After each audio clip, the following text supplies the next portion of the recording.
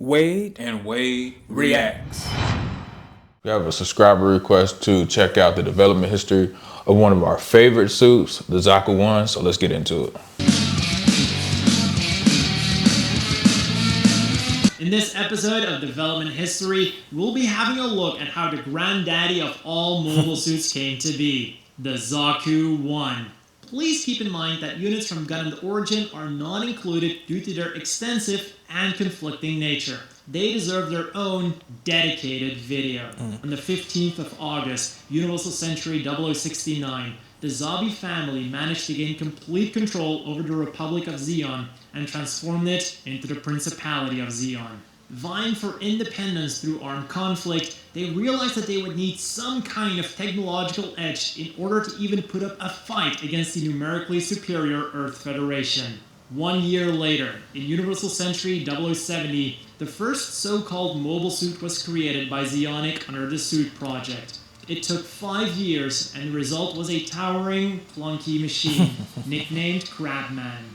Possibly due to secrecy on Zeon's side and a lack of interest on the Federation side, very little is known about Zeon's earliest mobile suit prototypes, the MS-01, MS-02, and MS-03. Some sources claim that there were 3 different machines, whereas others claim that the 3 model numbers were used for only 2 machines. What we do know is that the MS-03 was unveiled in Universal Century 0073 and was heralded as the first true mobile suit. However, unlike previous test units, this unit was fitted with armor that was meant to withstand combat, leading to a heavier and much less agile unit. Fortunately for Zeonic, another technological marvel was just unveiled, the Minovsky Ultra Compact Fusion Reactor. Zeonic went back to the drawing board with this new power supply in mind, and in February of Universal Century 0074, the MS-04 prototype Zaku was born. The new generator was twice as powerful, and despite the armor being strengthened even more, it was agile enough to be greenlit for combat testing.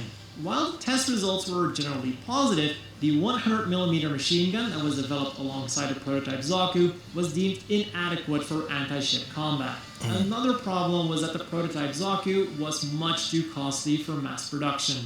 Due to the dangerous and unknown nature of the Minovsky Ultra Compact Fusion Reactor, it has been rumored that the MS-04's operation wasn't tested by Zeonic itself, but by Hoshioka under a subcontract. Another retooling happened in an attempt to fix the issues that the Zeon High Command had with the prototype Zaku, and only a few months later, in May of Universal Century 0074, the YMS-05A Zaku was born. It was reliable and fixed all of the problems of its predecessor. Costs were streamlined while also keeping performance up, and a bazooka was developed for anti-ship combat. And I wonder how the costs were streamlined. Did they use different materials to create the suit or what? Zeonic's flagship unit was then pitted against Zimad's flagship unit, the EMS-04 Zeta, during the arms race for Zeon's mainstay mobile suit. The Zaku won out and was formally adapted as the MS-05A Zaku 1, although nowadays it is usually referred to as the Zaku 1 early type.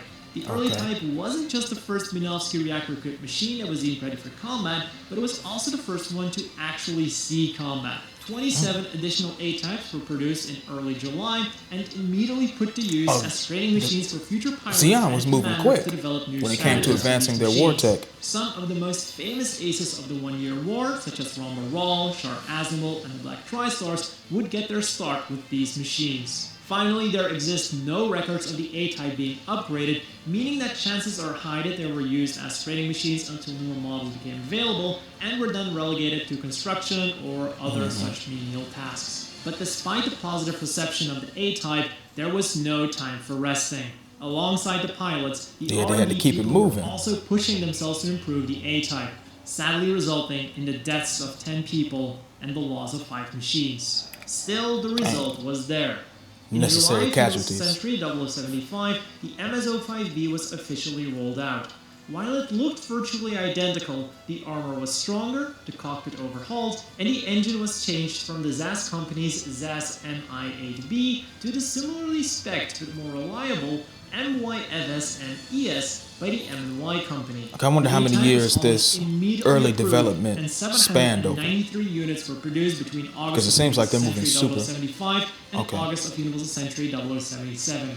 After this, Took production about shifted 2 to years. Zeon's next generation mobile suit, the Zaku 2. Moving like Still, Apple with so producing many units iPhones. produced, For the real, B-type I would think remain altogether it Zeon's took about main 5 machine years until from shortly the before the 1-year war, earliest with production many until this remaining point. active in one way or another. While mostly relegated to menial tasks or a jack-of-all-trades guard and working machine on transports, some veterans who learned how to be a mobile suit pilot thanks to the A-type decided to stick with their B-types a little longer. Other pilots specifically requested Zaku 1s because they knew that there were still plenty of these machines just collecting dust and would therefore receive them much faster than if they had requested a Zaku 2 or another newer machine. In addition to this, they would also have an abundance of spare parts. Once the war started turning against Zeon after Operation Odessa, Zaku 1s were once again pushed into service on a much broader scale in an attempt to reinforce their badly depleted forces. Even though the almost 5-year-old machine performed pretty poorly by now, Zeon had no other choices but to use the Zaku 1 until the bitter end, as newer machines simply could not be produced in enough numbers. It's a reliable but no matter machine. how popular the Zaku 1 used to be, one event cast a dark production cloud over its legacy. process During of the these one-week suits battle at the outbreak is of the realistic. 1-year war, Zeon Marines would use Zaku Because 1s to attach booster rockets a lot of these to companies don't care about the using quality, Operation they just want to make sure it's mass This was produced after and able they to be gassed put out the as soon as entire possible. population of the colony. 私は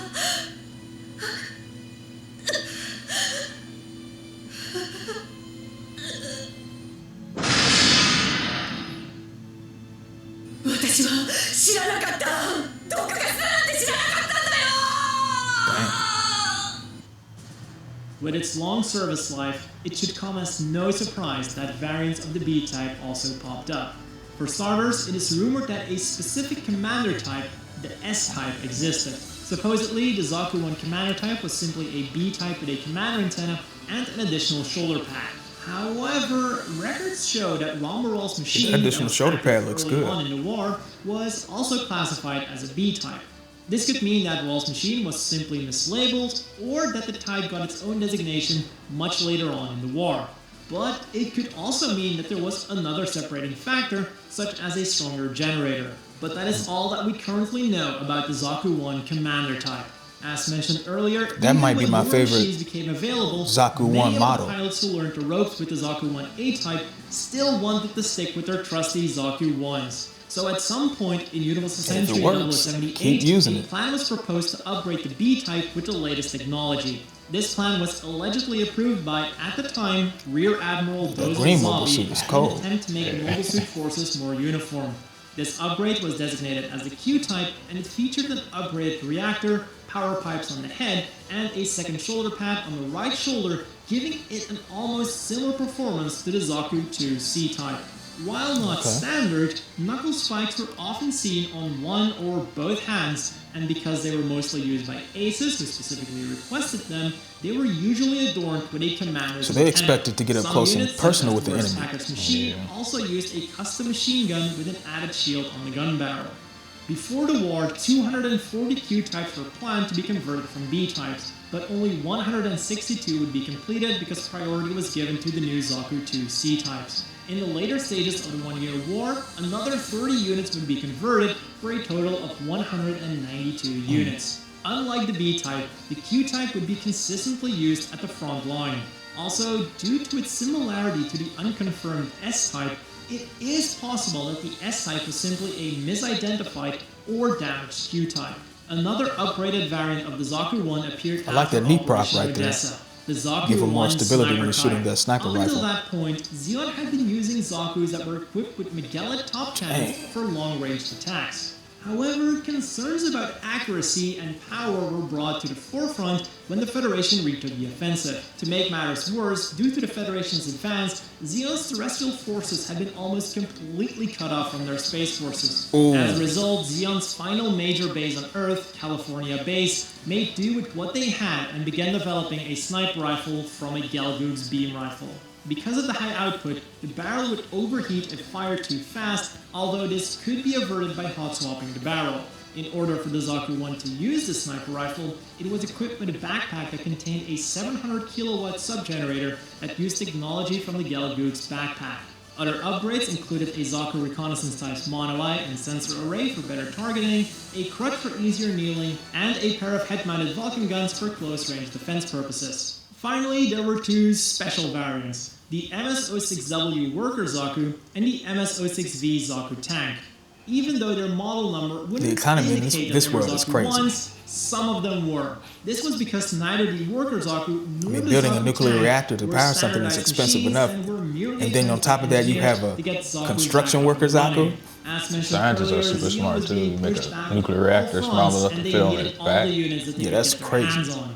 As a result, Worker Zaku And it's cool enough often not to cobbled melt through together the with metal various or versions to of overheat the Zaku 1s pilot. and Zaku 2s. Although it does seem like they had some kind of standardization in the form of a shovel on the right arm, a winch on the left arm, and instead of a backpack, many had a rack that could hold containers. Many also had their cockpits modified to allow non-mobile suit pilots to use these machines. In the Zaku Tank's case, the modifications could be as simple as mounting the torso of a Zaku 1 or a Zaku 2 onto a Magella attack hull. Look, the Zaku has a lot of one type customization Zaku 1 options. with a Zaku 1 Yeah, it sure body does. has been found. This unit was equipped with a That's dozer one reason why blade, it's one of and my instead favorite normal suits. manipulators, it had a pair of aptly named long manipulators. This made this version of the Zaku Tank a purely worker vehicle. He didn't look like he was That working. is all for the development history of the Zaku man, 1. like he was an working right there. extremely important machine in the development of definitely was mobile working. suits. Leave a like if you enjoyed it. As you all know, the Zaku is one of our favorite suits. So to see the development history of the Zaku 1 was extremely interesting. Plus, this made me want to operate a Zaku of my own. Not in war, but I would like to operate the worker Zaku. I think that would be a safer bet. Yeah, this video opened up the possibilities to me for customization. Like all the stuff you can do to the Zaku, all the little things you can add to make it more powerful or faster. If it was, you know, I know it's not real, but like, dang, if it was, there's a lot you could do. I might, you know, get one of the little Gundam kits and put me a custom Zaku together. For sure, I might do the same thing. I like how they make the development of the Zakus and any other mobile suit seem like a realistic progression of the technology. Even though the technology doesn't exist, that gives you a sense of how the technology would progress if it actually existed in real life. Yeah, they did a lot with the lore. I don't know if the guy that actually wrote the shows and the movies, well, some of the movies for Gundam in the beginning, I don't know if he did the manga, but whoever did the manga, they did all the different writers that did the mangas did a good job of fleshing out the universe. Yeah, they sure did. And that does it for our reaction to Zaku 1 development history. Don't forget to leave your thoughts in the comment section. Also like, share, subscribe, and hit the notification bell so that you'll never miss a video from Wade and Wade Reacts. We're out of here. Peace.